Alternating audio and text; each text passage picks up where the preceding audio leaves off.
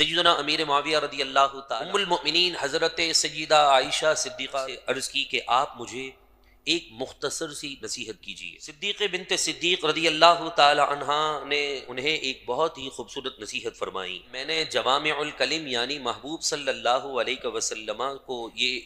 कहते हुए सुना है, मनिल तमसा रिदा अल्लाही, जो अल्लाह तबारक व ताला की रिजा हासिल करता है, लोगों की नाराजगी की फिक्र किए बगैर, तो रब्बे करीम की जात उस पर ऐसी मेहरबान होती है कि रब भी उससे राजी हो जाता है और अल्लाह अपने बंदों को भी उस बंदे से राजी कर देता है। जो अल्लाह तबारक व ताला को नाराज करके लोगों को खुश करने का इरादा करे तो अल्लाह भी उससे नाराज हो जाता है और लोग भी कभी भी उससे खुश नहीं हो सकते। शादी ब्याह के मौके पर देख लें, अपने खानदानी रस्मों को बढ़ावा देने के लिए नाजायज काम करते हैं, गाने बाजे बजाते हैं, अल्लाह रब्बुल इज्जत को नाराज करते हैं ना, तो नतीजा ये होता है कि ससुराल वाले भी नाराज हो जाते हैं और रब भी नाराज हो जाता है।